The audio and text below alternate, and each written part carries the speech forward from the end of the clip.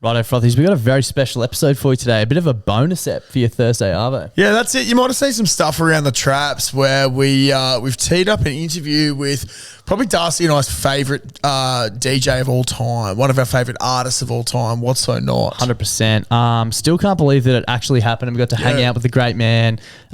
We think it's a really cool chat. He's an amazing artist who's done some fucking really cool shit in his life.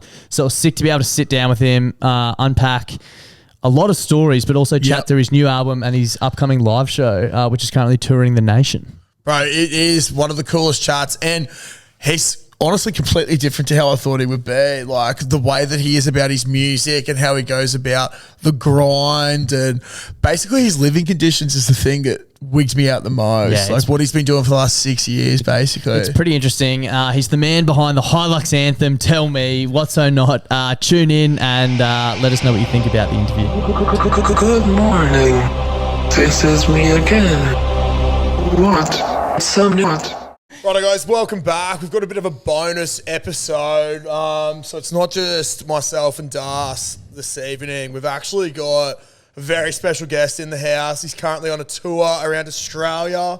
What's So Not? How we going, bro? Oh, it's good, boys. How are we? Mate, spectacular. Welcome to the Caco. Thank you. Yeah, welcome to the mighty Caxton Hotel. This is our little love den up here. So I've been loving the hospo so far. Come pick me up in the ute. Yeah, mate. Straight to the Quad X. Yeah. That's it. The BBB limo. It's in that's full it. swing at the moment. That's it. So. There's a bit of a wig out for both of us. We were saying in the car on the way over here, we've been to literally every one of your Brisbane shows since we turned 18. So Maybe even a little before 18. if Yeah, you know yeah. Probably just YouTube sets at that stage, but it all counts. It all counts. Basement, so. I was saying, man, you fucking got the divide and Yeah, conquer. dude. That's like the OG merch from back in the day. I actually had one of the ones with the, like the bamboo.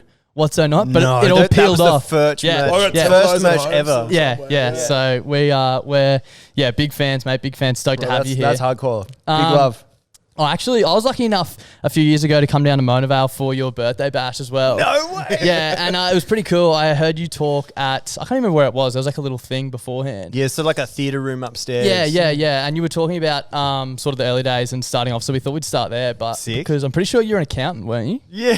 That is so scat. It was crazy. Like, I was partying a lot, and then I think it was my dad. He's like, you need to get a fucking job. Or like, maybe even like, or you got to get out of this house. So I don't know if it got that far, but it was like, you need to get a job. Yeah. Yeah. And I was like, all right. So I started the same week. I had my first ever gig DJing, and I started working as an accountant, just as like, I was Appease dad. Yeah, because he did that, so he sort of knew the lay of the land with it and all that, and he helped me get a job. And I was at uni. I was doing science. I actually really I did like physics and psychology and stuff, and I really liked that. But I didn't like college at all. Like it just the way they try and fill you with information did not work for my brain type. Yeah. Like a lot of it really is just it's about your memory, and that's Yeah. it.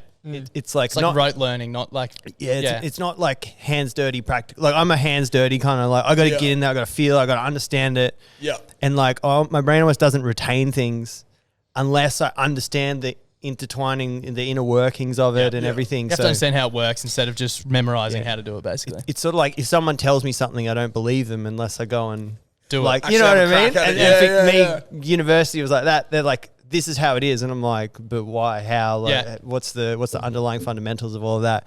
So yeah, it didn't mesh with me, but I did it, and then I ended up just keep working. I was working like 3 days a week as an accountant, and then studying accountancy, and then I was just every spare minute making music, doing bootlegs, practicing DJing, all that. And it was like early days. I feel like for kids that DJ, like when I was in high school, there was a duo, and they were the only people in the whole school that DJ'd. It was a very new thing, because you can imagine it was vinyl. Yeah. Like only a couple of years before I started it, it was strictly vinyl. CDJs hadn't come in yet. No sync button. Well, yeah, there's none of that. No screen even. Yeah. But the whole thing was like, you can imagine if you're a kid, you don't have $20 to buy one song. Yeah. Like you don't have that kind of money. So DJing was really something for adults. It wasn't for kids. But then I was like the first generation of, we can just steal all this from online off blogs and whatever else. LimeWire. And then we can burn it onto CDs, and then we can go and play these gigs and that. So Yeah, it was really cool to be part of that era, like Bloghouse, as they used to call it, for everyone that might know or not, was like that whole MySpace beginning of Facebook sort of era music that was on all the blogs and everything. And yeah, that was like when I turned 17, 18. That's so crazy. That's mental. I was going to say, like, back in the day when I was a lot younger, one of Dad's mates was like a DJ on the side. And my whole idea of a DJ growing up was just like this old bloke who stands up there and just plays 80s tracks back to back. Yeah. And I was like, how do they get all this electronic stuff in there? Just thought that, like, you must be like the most creative wizards out there to be able to make all these cool sounds and stuff. But it was very cool to start because I think Australia was lucky in how thriving its music culture was then. We had some of the best bands in the world and some of the best DJs in the world. Yeah. And you had, festivals like Parklife back in the day. I remember all the Ed Banger crew like Justice and Busy P, and they all came and they saw like who ended up signing me, Ajax. They saw him, who was like Australia's number one DJ, like a few years in a row when I was sort of coming of age.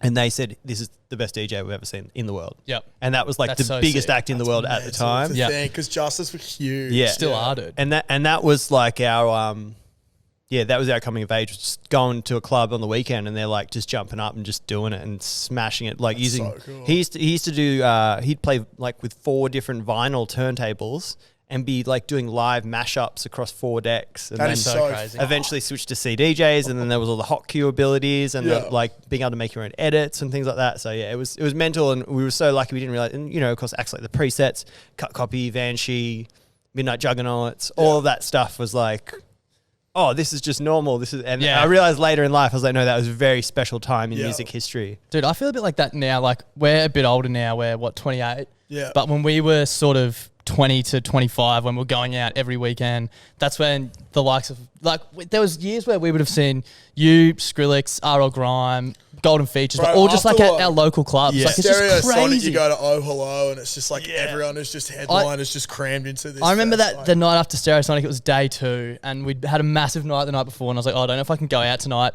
And you were playing this tiny little club, Oh Hello, and there was rumours that Skrillex going to go back there, and everyone was like, oh, surely not, surely not. And I remember you were up there playing, and there was just a photo that like circulated the club of Skrillex in there, and it was like, holy shit. And you guys played, I reckon, until the sun came up. Yeah, it was insane. Yeah, it was fucking insane. Tell us about like starting that sort of phase of your career in Sydney. What was the Sydney nightlife sort of like? Oh, that's a really good question, because I was playing clubs in Sydney and a little bit around Australia from about that time I was talking about. I started playing interstate reasonably quick after I started doing it, maybe like a year in or so. Yep. And when the What's It Not project started, I'd say it was the biggest dead spot creatively that I'd ever seen in Australia in the nightlife scene. Yep. There was just not anything that was taking hold that was interesting.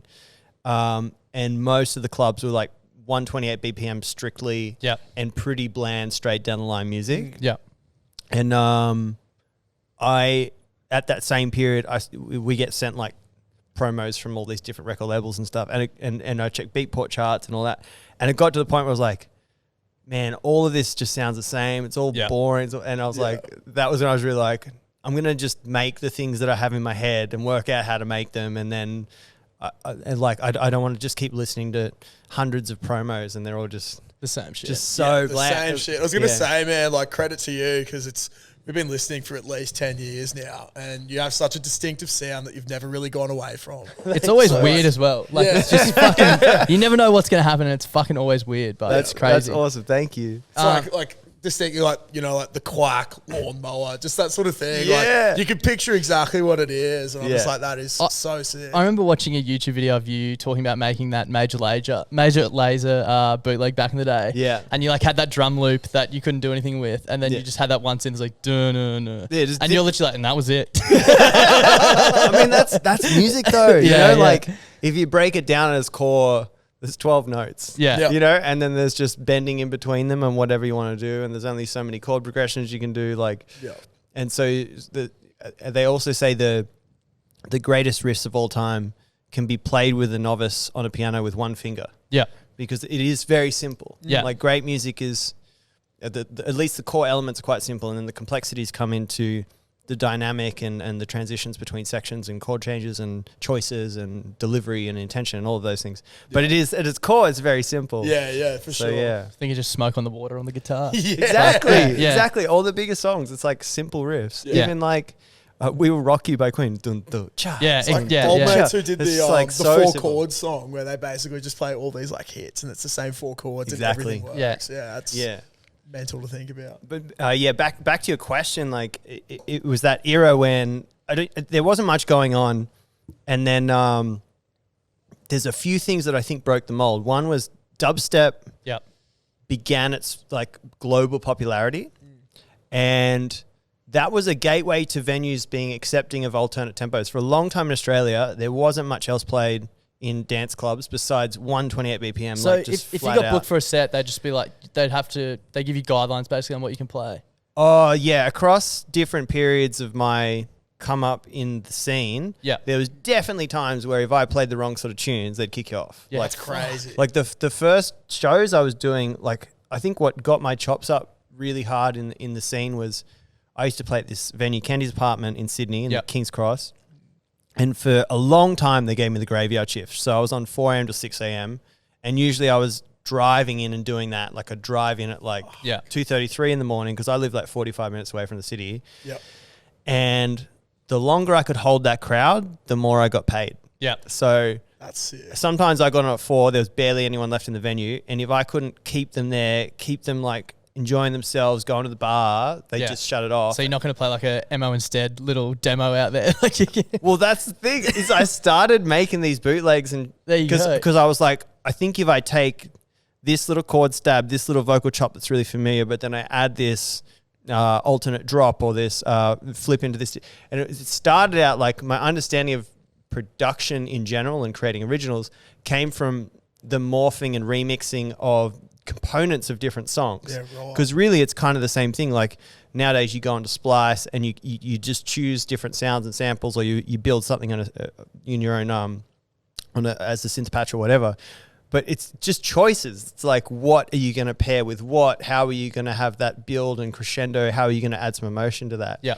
So yeah, I started. I realized I could hold the crowd longer and get paid more, and like have a better time if I started like condensing things and putting the best parts of the different songs rather than just like letting the original just sort of play out as it was. Yeah. And that was sort of my path, my first forte into production.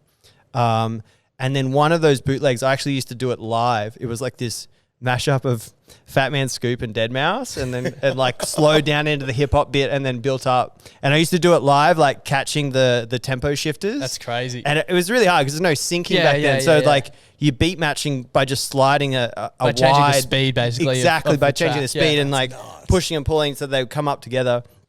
And I had like two friends that ran blogs back in the day, and one of them heard me play it at the club, like at 4 a.m. or some shit. He's like, "Mate, send me that." And I'm like, "What do you mean?" He's like, "Send me that. I'll put it on the blog." And I was like, I just did that. Like, he's like, "Well, go program it and send it." And then I did that, and it went to. If you guys remember Hype 'em, do you remember Hype Machine? Yeah. Yeah. Yeah, vaguely. It was yeah, like yeah. essentially it was like a very underground, non-sales related version of Billboard, like Yeah. the Billboard Yeah. charts, Yeah. but it was just for pirated music. Yeah. Yeah. And it went number one straight away. Like the first thing I ever made went number one on there. nice. And then the second thing I ever made, I sent to Ajax, who I was talking about before, who was like the head of Bang Gang, which were these crazy DJs. He started Sweat It Out with Yeah. Matt from Yolanda Be Cool. The second thing I ever made, I sent to him. And then 2 weeks later, I was at a festival he's playing at, and he just drops it in the middle of his set. That's so, So, sick. so I was like, all right, I'm still learning how to do all this stuff, but I Yeah. think I understand like what works and, Yeah. and where it can end up and how to get it there. For you, man, you're probably just standing there going like, what the fuck is this? Yeah, Like, that's such a cool thing. I couldn't believe what was going on. It was like my hero at the time, and still kind of my hero. You know, just like dropping this tune. First time I ever spoke to him. Second thing I ever made. That's That's insane. so sick. Isn't there a story that I've heard of you jumping the fence at a festival to see Pendulum or something, and then playing the same festival the next year? Or Yeah, there was a few of those. I got into a bit of trouble when I was younger, eh? I was a good person, but I was like just lost. You just know? having fun. Yeah. Yeah, just live it. Yeah. that's good. One other thing I wanted to ask, one of my favorite things when we were sort of going out all the time, and we were pretty much obsessed with that sort of music, was my favorite thing would be every time you drop a new mix on SoundCloud or YouTube or whatever, it'd be like, obviously I knew all your originals, but you'd always throw in like these Carmack tracks or just tracks from people that I had never even heard of. Oh, that was like, that was the intro to them. Yeah. And like how much of that was a part of your sort of your persona, I guess, or your, what's so not as playing shows? Was it like finding these tracks that made, because I remember going to see you and hearing songs just being like, holy fuck, what is this? Like, it's insane. One of my biggest memories of something like that was my 21st. We're at Castaway Festival at Sandstone Point. Oh, sick. And that was me in Features, wasn't it? Yeah. And I think it was like one of the first times you played your Inner Bloom remix. Yeah. No way. Yeah. And we're all there just going, oh, like this is the sickest It might not thing have ever. even been out. I don't think it was. No, It was like an because unreleased. The next day, man, I'm there going, Inner Bloom, what's so not? What the fuck? Where is it? But I was just like, this is so sick. And I'd listened to Rufus a little bit, but then that got me fully into Rufus. Yeah. Like, that's fucking sick. Fuck, how good's that? Yeah, it's but like I feel like that might be like the music scene, is that you guys are so supportive of each other and like everyone sort of works off each other and like. Yeah, I think community is one of the most important things across time I've seen that matters for anything. If you don't have a community, if you don't all, like really honestly, I was playing songs I thought were cool. Yeah. They just happened to be by people I became friends with. Yeah. You know? Yeah. That's so cool. But it's usually how you get them before they're out too. Is like you end up being friends with these peers of yours that do similar things in slightly different ways. And then you all just love each other. You all just play each other's songs because you reckon they rip. Yeah. And then that just, without even realizing, just benefits your whole community and all your scene. Everyone gets into it because it's cool. How did you sort of go from like the Australian scene to say like a US scene? Because you started getting pretty big over there as well. Yeah. I met Skrillex because we had this one show here in Australia. Yeah. And there was two parts to it. I met him on like New Year's, in the New Year's where 2013 turned into 2014. Yeah. And just a couple of months before that, I'd played on the Stereosonic tour on the hard stage. And the hard stage was like Danny Bell and Gary Richards, who run Holy Ship, who run Hard Summer, like all these huge festivals in America. And so it was those two things. I played on their stage and had a pretty ripping tour with them. Yeah. And they were like, oh, you haven't even been to America yet? Like, we're going to put you on everything next year. And I was like, okay. Yeah, I was like, all right, I'll do that. And then they put me on Holy Ship. Like, I think it was the second Holy Ship that had ever happened. They like added me, I think, before I'd never been to America. They didn't even tell me they were going to they just put my name on there. And I was like, oh, I guess I better work out the visa. And dust off the passport. Yeah, I was like, oh, yeah, I've got to get over there. So that was pretty cool. And then that show was, they actually moved everybody's set times by 5 minutes to squeeze me like I think a 25, 30-minute set time. Yeah, right. At the start of the night in this hall. And because I'd met Skrillex and it was like 15 days after we met or something, we were written a couple of little tunes together while he was here and like went back to back at some parties and stuff. It was really fun. Yeah. And he like told every artist on the boat, like, you have to come see these guys. Like, you got to come see this. Like, it's this whole new sound. It's this new thing. That is so cool. And he got pretty much it was like Diplo, Boys Noise, GTA, Bauer, like just all of them like there to watch the show. And it was so packed side of stage that the stage manager was like, we can't have this many people here. It's blocking the fire exits and all this issue. And the only way, I think they even got Tiesto was there. Like, it was just like everyone in dance music. So Tiesto got all the agents, all the managers, because like I think I only just got a US agent and stuff too. Yeah. Like, so anyway, I was like, the only way we can all stage, you actually have to go on stage and just stand behind. So then it's like everyone in EDM just like on the stage behind for first ever show in America. God. It's in international waters. Were you sweating bullets? No, I was like, yeah, I know how to do this. Yeah. So I was like, we've been doing this in Australia for 6 years now. Yeah. They only just heard about it. Yeah. Like, That's so cool. yeah, like, you know, the scene over here was mental. It was like me and Taku and Chet Faker. And like, it's just like a mad scene of, you know, people. So went over there and just did the set. And there was one point where like Boys Noise and Diplo were like rap battling over the top of one of the tunes we played. And it was mental, dude. That is so cool. That was how that started. Yeah. I think that did a lot. There were a lot of really crazy sort of viral videos that happened from that set and that trip. And then, of course, like Gary and Danny had promised, they put me on every hard event that year. And then Sonny had just signed me to Owsla, and had done Jaguar as the first song. Yeah. And then High You Are had started to blow up as well.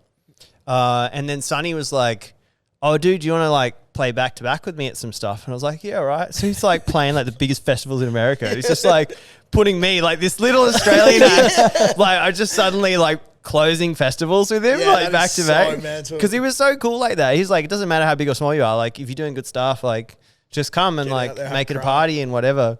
So yeah, so that really is what kicked it all off. Those two things probably. And then just kept, I think, Tell Me, that tune with RL that dropped maybe 3 months after I first got over there. Yeah. And it's just like a snowball after that. Yeah. That's so sick. Yeah. We were thinking before, like you've had a lot of collabs and stuff. So Tell Me is also the Hilux anthem. Yeah. Fucking oath. Shout out Hilux. They renew that every year. I get a little check. It's so funny seeing it. Like I remember when I first saw it, I was like, "What the fuck? How are they using that track?" Like maybe anytime we do Hilux content from now on, we'll have to use Tell Me. Yeah, keep it authentic, boys. Yeah, 100%. We actually wanted to ask, obviously, coming home to Australia for this tour, but how does the Aussie crowd compare to the US? Like, what's it like? You guys are nuts. Yeah? You guys, all the internationals say this. They say Australia is one of the best places in the world to play. Because I didn't want to pump up our own tires too much, but particularly Brisbane. Yeah, 100%, good. Brisbane is on the aggro tip of the most hype. I'll give you the hot tip. We're going to be at the front on Friday night. Yeah. We're going to be absolutely just getting everyone revved up. 100%. Sick. But it's going to be a lot of fun. We should bring the couch. We should have the couch set up in the mosh. Couch surfing. Chuck the couch on my shoulders. Get a few punters up. We'll just bring the Hilux up out the back and unload it. We've got some LED lights on it apparently. Yeah. Oh, sick. Yeah, it'd be so good. I've watched a lot of different sets online, and I always see the US crowds, and I'm like, fuck, what are they all doing? Like, just standing around, like, and then you compare it to shows I've been to over here. And the right US crowds go hard, and I remember I had this experience because when I first got over there, I started like on tour with other acts as like just to support and like playing, regional cities that had probably never even heard What's Not ever.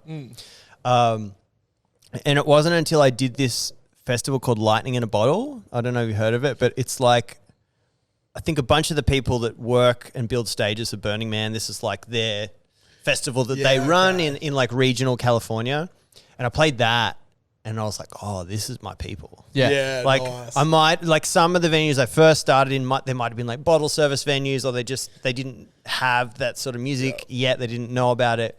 But then I played that and I was like, oh no, America can be a home for me. Yeah, like a serious home. Yeah. But I've just got to find my people over here. Yeah. Whereas everyone over here is just frothing and chomping. Yeah, a bit. We had I forgot what the venue was called. It's shut down now. It was at West End, but it's when you did your ankle. Yeah, fuck. It was so it was when you toured this EP, and Sick. Divide and Conquer was unreleased, and I knew I'd heard it, and I was like, I cannot wait to hear it. And as it started, I jumped, and one of my mates was behind me and lifted me up, and I landed, and my ankle just went boom, and I felt it pop. Never done it in my life, and I was like, oh, and I literally I was like, oh, it's pretty bad. And I walked out the back, so I was going to leave. And I was like, nah, fuck it, I'm here. And I stayed on it all night. And Josh's mum came and picked us up and had to drop me home because I couldn't walk. We really want to go out and we just need to keep the energy going. Yeah. And then Das was like, no, fuck it was fucked. I tore all the ligaments. It was fucked. It was so bad. I did 10 times after that as well. So good. Mum just chucks him in the back of the Prado. I'll get you home. Drop the boys to the valley. And then drop me home. Yeah. So good. God bless it, Nat. One other thing we wanted to touch on, I've actually heard you speak about it before, but what happened, what was the effect of the lockout laws and stuff in Sydney? Because we had some lockout laws up here in Brizzy when we were sort of the age of going clubbing every weekend, but it was a bit different. I think ours was... Everything was no shots after midnight, and you couldn't get let into a new venue after midnight or 1. Yeah, everything's shut at 3, but you had to be in by 1 or something. Yeah. So ours was sort of like that. I know a lot of detail about this one. Yeah. So the biggest problem that situation started was Sydney was the anchor city for all touring. Yeah. It was usually jostling with Melbourne as like the core money maker for most people. So it'd be your biggest show on your tour. And yeah, for most people's tour. Yeah.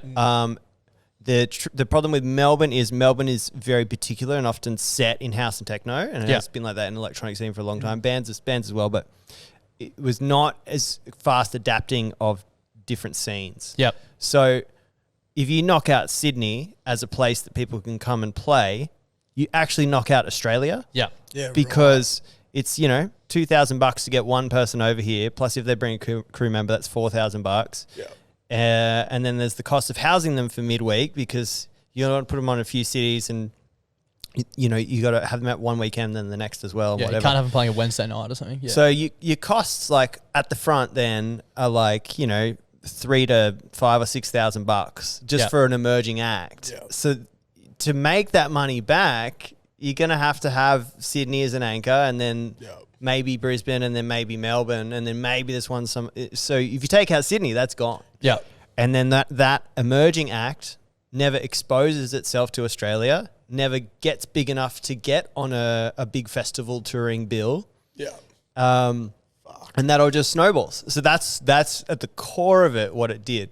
Yeah. And the reason it had that impact is because the rules they had was no re-entry after 1:30, I think it was. Yeah. And shut hard at 3. Yeah. And no alcohol service after 3. So that means venues can't make money after 3 because you can't get entry money and you can't get alcohol money. Yeah. Doesn't matter what bootlegs you're playing. And the biggest problem with Sydney is our transport is terrible. Yeah. And we have urban sprawl, and we have really beautiful beaches. So most people, particularly in the good months, they're all hanging at the local beaches, the local bars, their local pubs. They can't even get to the city till like 12 or midnight. Yeah. I mean, so midnight or 1 o'clock or something. So like, shut by then. Yeah. Yeah. So then, people are getting out there by then, and then the venue has half an hour or an hour to make money. Yeah. Like it's just, that's so shit. and then they couldn't take risks, and then they couldn't try new things, and then everything got really commercial, and it's just like that. That is the crux of a very complicated problem. But those, I think, are the two biggest things that determine how it had a roll-on effect. Yeah. So someone like yourself, a few years earlier on in your career, would have suffered because they never would have got booked for those. Never would have got a start. Yeah. Yeah.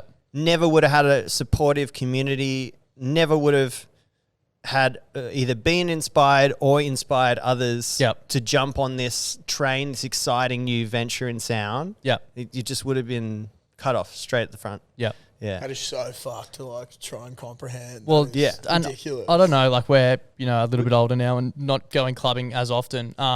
But the club we just spoke about before that you and Skrillex played back to back out till the sun came up, when we literally just drove past it and it has like cladding. It's just shut. Like there's something else going there. So And like, dude, that's where I went and listened to like a lot of artists for the first time. I remember 100%.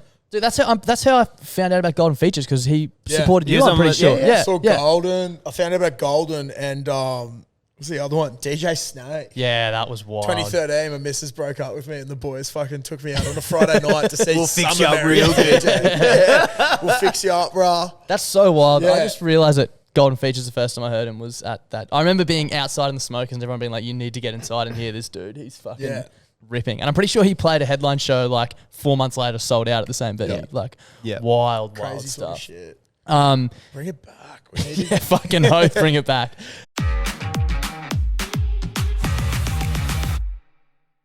One of obviously COVID was another tough period. One of my favorite things about it was your State of Seclusion mix. It was fucking unbelievable. sick, bro. You got to get that back on YouTube. I felt like that went under the radar because everyone just was doing mix after mix after mix, and I put so much into it that was thing. sick when you're Bro, floating in the pool and shit. So we used to, because we didn't have as bad a lockout laws up here, and we used to go to one of our mates' basements, soundproof basement, and we get it up on the Mac, and we just have the speakers blaring, and we'd be like, Sick. fuck it, we've just come out of isolation. Yeah. Let's chuck this on. Yeah. And we were just like... Getting super weird. Getting super fucking weird to Yeah. it. And I remember... Like this bloke was seeing this chick at the time, bit of a weird lass, and she brought her friends around, and we were like, "How the fuck do we get them away?" Yeah, we just How wanted do to we we get just wanted our to lock true in weird and like potential? So we went downstairs. We're like, "Wait, have Cue a it go up, at this. cue it up. Cue it up, put it on, and we're just there. I'm like ripping my shirt off, fucking like really getting into it. And they're like, oh, we're going to go. Like, please, Oh, because yeah, we what are a just shame. getting fucking started. Yeah, yeah. It was so good. But what sort of impact did that period have on stuff, on your career, on basically everything? Yeah. I feel a bit selfish, but for me, COVID was really good. Yeah. It actually came at a time. I'd actually posted, I don't know if you remember, but I was like, I'm taking a break Yeah. Yeah. from everything. Yeah.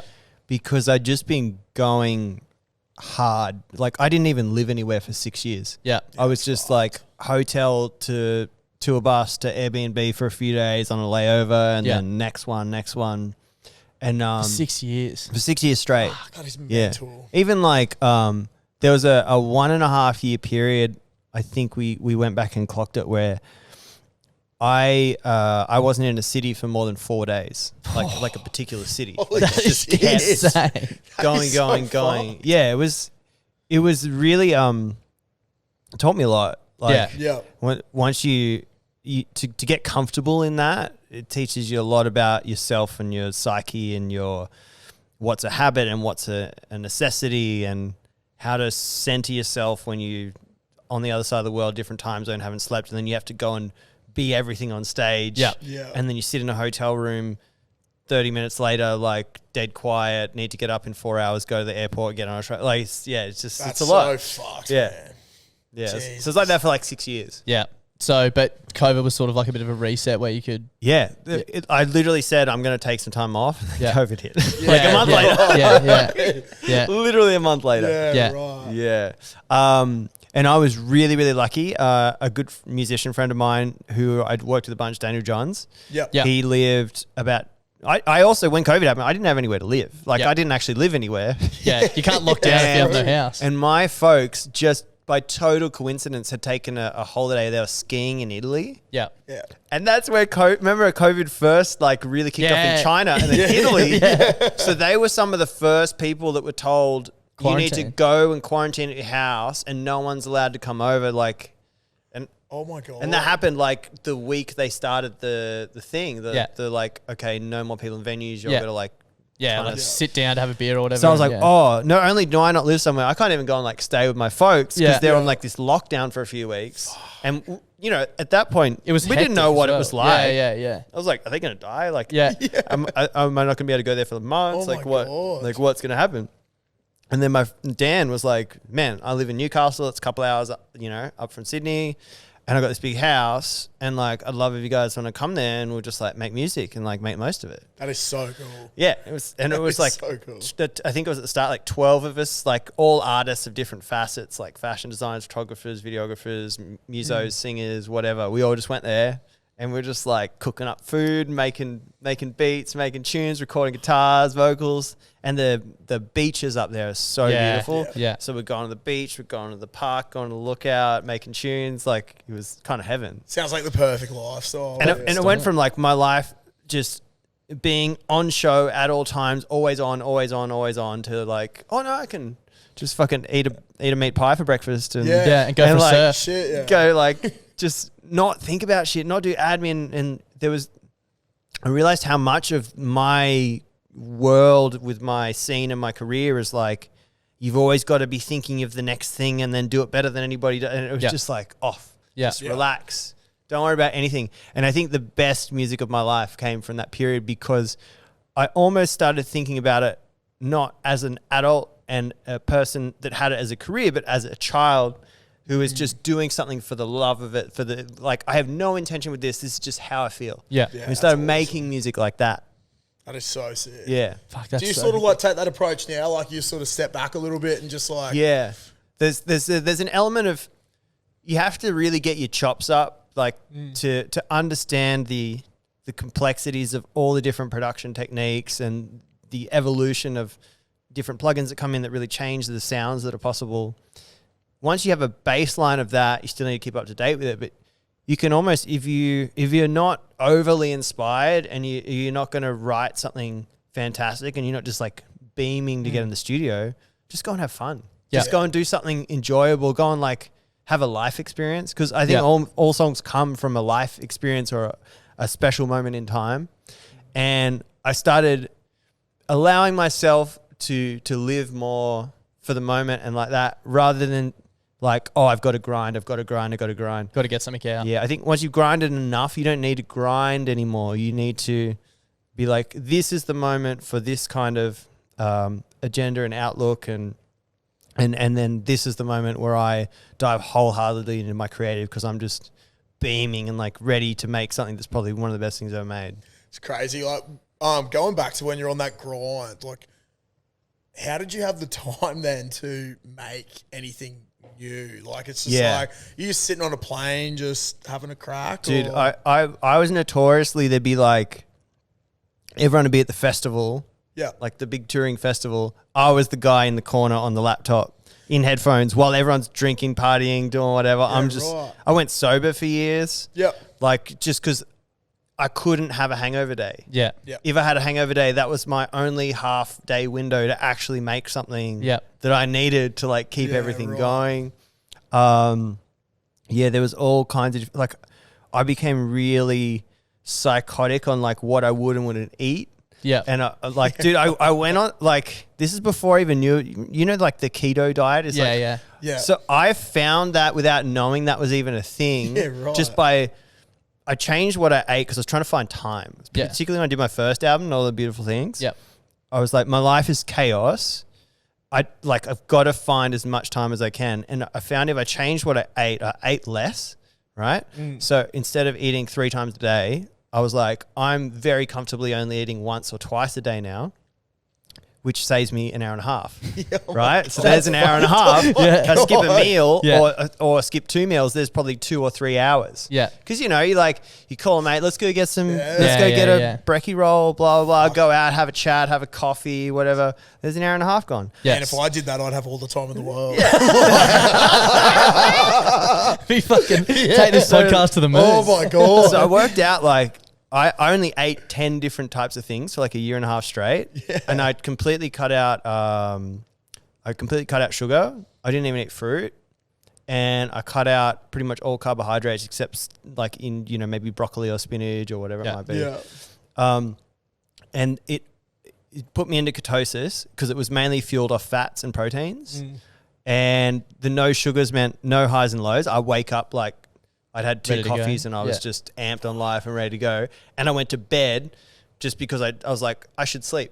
I was just like, as soon as I woke up, like just almost like, people that say they're like enlightened and they're just like floating. Every day I was just floating. Oh my God. And I was just, every task I was focused and every creative thing I did was like, oh, that was the sickest thing I've ever done. Just everything. So cool. And I didn't need to sleep. It was like once I cut out all the shit, all the the little ingredients and the sauces that have all this bullshit and blah, it was just like, my body was just this fucking pure little operating system, you know? Just pumping out trash. And machine in the world. I like involuntarily went into this thing called a biphasic sleeping cycle.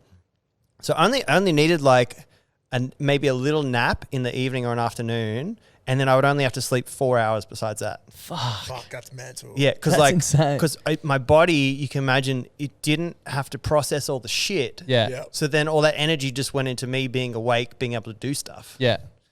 So that just gave you more and more time when you were hectic. Yeah, that's fucking insane. Yeah, so that's one of the things I did. And then I think just being very, very disciplined. Yeah. And I focused on like being really healthy. I would run like 5 miles every morning. Yeah.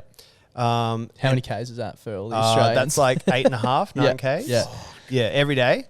And I would go to the gym. If I was at every time I had an opportunity to go to a gym for free, which is usually every hotel I would stay at, go to the gym, go to the gym before the set, get pumped up, get psyched, go do the set, sleep, 4 hours sleep, wake up, do some yoga, go to the flight, 2 or 3 flights, next show, find one good thing to eat, and then repeat. It was like that. For 6 years, basically. Yeah.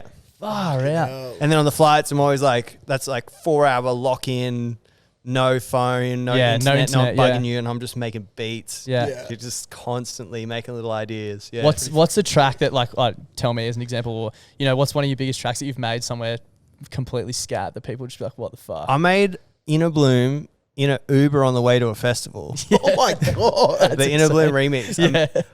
We had to drive from LAX in Los Angeles down to San Bernardino, where this New Year's festival was at. Yeah. Literally did it on the way down, played it At the festival. for New Year's festival. Everyone in the car was like, I was just going through like different demo bounces. I don't know. Everyone in the car, as soon as I played that one, they're like, stop that. What the fuck was that? Because like nobody in the car knew Rufus. Nobody in the car knew. They were just like, what was that? I was like, oh, it's these friends from Australia, and I was like playing around with this idea for it. Blah blah. Played it. Someone like the only reason that song came out, somebody filmed it. Yeah. And uploaded it to YouTube the next day. Fuck. And the next day it had 50,000 views or something. That is mental. Like on some random dude's YouTube of this random song I played at this Made in a New Year's taxi festival in Uber. San Bernardino. There was another song you had ages ago that there was like a really grainy version that someone had uploaded to SoundCloud from a festival, and I forgot what it was. But it finally released. Oh, Yeah, it could have been Go. Go. Was it Go? Yeah, it was Go. Yeah. Because I used to just have this little SoundCloud playlist, and I'd go back and listen to that and be like, yeah, sick. Like, that's just mental that you're just making that shit up like that. That's talking about sort of life experience and stuff. One thing I wanted to ask you about, because I remember seeing it, just being like, this is fucking insane. Tell us about Jaws and surfing. That you huge mean wave. Shipsterns? Shipsterns, yeah. Yeah. Mate, that was one of the most powerful experiences of my life. Certainly, like, I'd say bigger than Coachella, bigger than Really? Splendor, because you can die. Yeah, for people listening, Shipsterns is a giant, like, it's like like it breaks onto rocks, right? A huge wave. It's a really, really gnarly. I think it's ranked in, it's like 3 on the top 5 most dangerous waves in the world. Like, it's nuts. Yeah. fuck. And I was really grateful. I had I was in Tassie, put up a post like, oh, I see there's a 20-foot swell coming. Like, who wants to fucking take me out of this stupid wave? And then some actual pro bodyboarder dudes there were like, we'll take you out. And I was like, fuck, all right. Let's go. That's what we're going to do this thing. And I literally just like closed the mix-up tent at Splendor. Johnsy came up and performed, and it's like, it was kind of the end of the Not All Beautiful Things run. It was like kind of the last time we did that big show like that. And we just had on such a wild trip with it, had the best time. And then, that proposition came up. And I think, honestly, it was just being so happy and so fulfilled, and had so much joy at Splendor that I had the confidence, and like, I was like, yeah, let's fucking do this. Let's like take on some. And it was a big step up. Like, I surfed when I was younger, and I'd surfed a bit again at that point in my life, but I'd say it was like a 50% jump, like a whole 50% more extreme than anything I'd ever taken on. And like, I wasn't really ready. Yeah. I didn't really know what to do, but it was like some good coaching from the boys of like even they would say, don't go this one. I'm like, what do you mean? If there's a wave that you go. Like, that was my thinking. Sydney crowded surf brain. And they're like, nah, mate, you don't want to go that one. And I'm like, okay. I'm like, why? And they're like, oh, yeah, just fucking wipe you out, take you to the rocks. I'm like, Yeah. Thank God you guys are here. yeah. But yeah, it changed my life, man. Like, I think my brain, I don't know if you've heard, I've talked about this before, but I had this like out of body experience while I was there. Like, when I got in the water, I had like a negotiation with Mother Nature.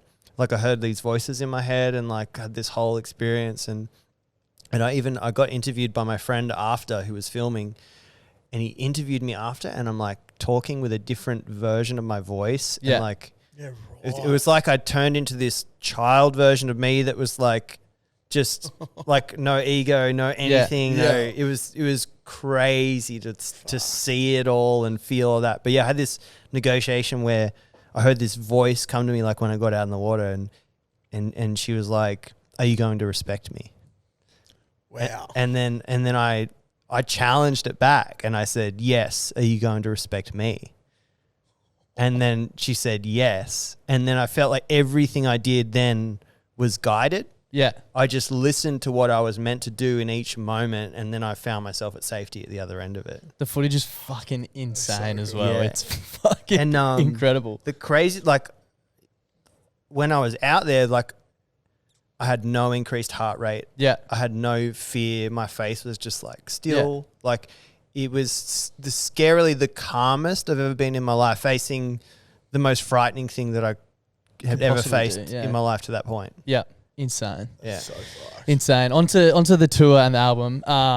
Huge fans. One thing we wanted to ask you about. There's whole heap of collabs on the album. Quite a few tracks. What's that process sort of look like with when you're working with someone? You know, there's people from all different ends of the spectrum on there. Yeah. Like, how does that? Like, and I know it's like the DMA's collab. How did that come about? And like that.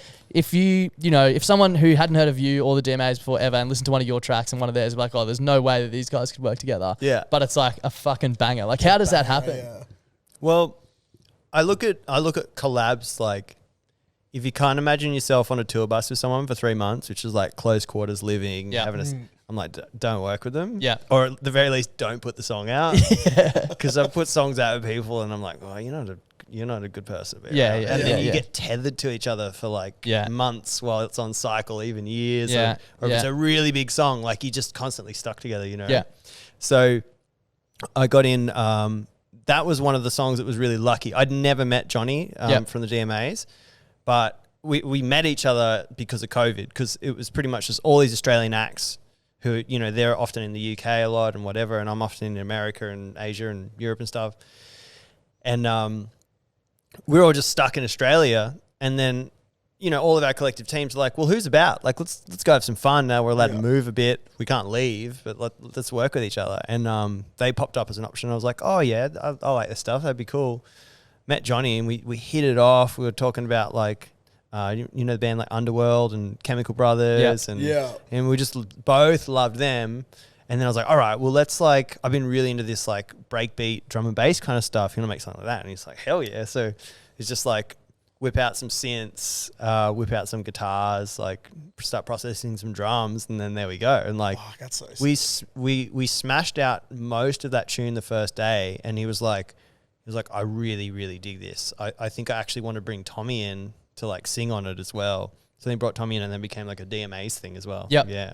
That's so cool. That's fucking crazy. We did want to ask if there was anyone out there in the whole entire world, dead or alive, that you could collab with, who would it be? Oh, I wonder. I think Prince is always a pretty easy one to say. Yeah. But then, like, imagine you could go even further. Like, what if you collabed with the creator of the universe? I thought you were going to say, like, Elvis or something. You know what I mean? Yeah. You know, imagine that collab, dude. Collab with whoever you spoke to out at It's like Shipstone. an interplanetary song that changes your perception of reality. Sort of like off Rick and Morty. Oh, get in the ute, Morty. We're going to Bendigo. But before we wrap up, what can people expect from the tour? We'll probably put this out on Friday. So if you're listening on Friday, sick. Josh and I are going to be at the Brizzy show, the Tivoli. So make sure you come along and say good day. But yeah, what can people expect if they're coming along to the rest of the tour? Well, it is the most detailed, complex, and exciting show that I've ever made in my whole career. The most planning. I worked on it for like 3 years. Yep. And it's a full audio-visual experience. We actually did a tour in America in these special dome rooms and surround rooms. That was an immersive show. And we've taken the sort of main adaptation storyline and then we've brought it back to Australia and figured out a way to portray that just on traditional rooms that are sort of just a stage at the front. And we've got all these different production techniques. We got a hologram that we got together for last week. The hologram looks cool. Yeah, it's like, it really is like, I'm just so excited to do it. I'm doing live synthesis, live singing, live drumming on top of all of like the big, more DJ feeling moments as well. So yeah, it's sick. And we got the first one under our belts last week. Yeah. And Looked I wasn't even fully happy with it. And then I watched back the footage and I was like, oh, that was fucking sick. Like, fuck what I think. Like, I'm like, there was a couple of things, like one of my synths like became disarmed somehow and muted. And then I was like, while I'm on stage, like trying to work out how to fix it, follow the cables back and see where to go. But like, no one knows that stuff, you know? Yeah. So yeah, but then I watched back the footage and I was like, oh, none of that matters. Like, it looks so mad. Yeah. Much DMB on the cards. Oh yeah, dude, it's got like 15 unreleased tracks in the set too. Oh fuck! Oh my god! That's what we were talking about before. We were sitting there like, what is this? What is this? Oh, that's so sick. And I also, because of all the time we had through COVID and like touring being a lot different post COVID, I went over my entire What's It Not back catalogue and started grabbing the best little samples of different moments and started fusing them with new songs, unreleased songs, other friends' songs. So it's just a whole set of everything you might know that in a way that you've never heard it before, and then all this unreleased material as well. And then it's all like encompassing with this this full visual storyline. Like I pretty much made a movie that we turned into a show that is this the Anomaly live mode that we're That is gonna so watch. sick. Well, I think it might sell out after people hear this. I'm fucking chomping at the bit. You're fucking crazy if you're not coming along. Yeah. it's So excited. Just before we go, dream venue you could play if you play anywhere in the world, where would it be? Oh, The Tivoli on Friday night, but obviously. I don't know, man. Like I've done Coachella like 3 times now. It's fucking magic. Love that. Lollapalooza South America was really special too. I think that's the biggest shows I've done in probably non-English first language countries. Yep. I still haven't done Glastonbury. Yeah, okay. Yeah, right. Yeah, but like Reach out. my sound isn't as big in like the UK sort of scene because they kind of have their own version of all our stuff that's like Gonna different. say there's some boys from Brizzy that are killing it over there at the moment. Yeah. X Club. X Club. Oh, Yeah, sick. Are they they're from awesome. Brizzy? Yeah. Yes. Sick. I love those dudes. They're absolutely killing it over Yeah, there. their sound worked perfect for Yeah. where that scene's going over there. Yeah. So sick. Yeah. Yeah. Them and Skin on Skin and stuff. Yeah. They're all fucking Oh killing it. yeah. It's Skin on Skin from here. Yeah, I'm pretty sure. He's think yeah, so. yeah, because he was Yeah. UV boy. Yeah, back I in the remember day. UV. Well, Yeah, yeah, yeah. Talk all the time. Yeah. Yeah. There's just another crazy. one that we used to see every fucking weekend. Jeez, we were lucky. back Yeah, in we the were pretty day. lucky. Just actually, sorry, last one. Is there any like up and coming acts that you reckon might not be out there that you think are going to be big in the next couple of years? Yeah, I mean, even for this tour, I did a reach out to see all the best local acts and stuff. I was like, who's really the best? Like, not who's getting the gigs already, but who's the best who maybe people don't know about. And so many, there's like thousands of comments on it. And I got this like spreadsheet sent to me of like everyone that was suggested, their link to their music. And I went and listened to everything. Yeah, right. Yeah. And then I put like 4 of them on the shows. Yeah, cool. Hectic. So there's That's pretty someone cool. on Friday night who will be supporting. I can't remember how to pronounce the name. It's I'd have to have a look. We'll check it out though. We'll share it. Has it been announced yet? Well, I don't think it has. It's a girl named What was it? Do you know the one I'm talking I got about? no idea. No. We actually, though, before we do finish, Yeah. one of our mates, he's a aspiring young producer, and we're always writing him. We're like, come on, you got to start getting your shit out there and posting and stuff. Yeah. And I was wondering if I give you another headset if you listen to one of his tracks. Yeah, I'll and take a fucking- listen. yeah. And the guy we had in Perth, Own Life, Yeah. he was so sick. He did this live vocal performances with this granular synthesis kind of music. Yeah, and right. This breakbeat stuff, halftime stuff. It was so sick. That's so dope. Yeah. So before we wrap up, this is friend of the show, Mater, music by Mater. Sick. I messaged him before. I said, no questions asked, just send me the biggest track, unreleased track you have. And he sent me this. Can you hear all right through those headphones? Yeah. Well, I can't hear the song yet, but it's Oh, no, it's coming, yeah. I want your touch. So we need to get some inspiration for him because we're always like, come on, man, you got to be posting, getting your shit out there. And he's like, because I reckon he's a gun. Yeah, you got to. Like, if you don't get out there, no one's going to know about Exactly. Yeah, exactly. Cruise through to the drop. I want your touch. it. Sick. So, Adam, if you're listening, Fucking get off your ass. And get start off your ass, posting. mate. You could have been on the support on Friday night if you could were have been. This posting. is sick. Yeah, exactly. But thank you so much, mate, for jumping on. As we said, obviously, we're huge fans. Pretty surreal moment for us. Good luck for the rest of the tour. And, yeah, we'll see you on Friday night. It's going to be epic. Mad dog. Thanks for coming in. Go get your tickets, people. Let's get fucking weird. We're gonna get Thanks for very the good. chauffeuring, boys. Nah, it's That's all all good. good. No worries. Anytime. Straight from work. Yeah, literally. Yeah. Yeah, mate. See you guys. Thank you. Legends.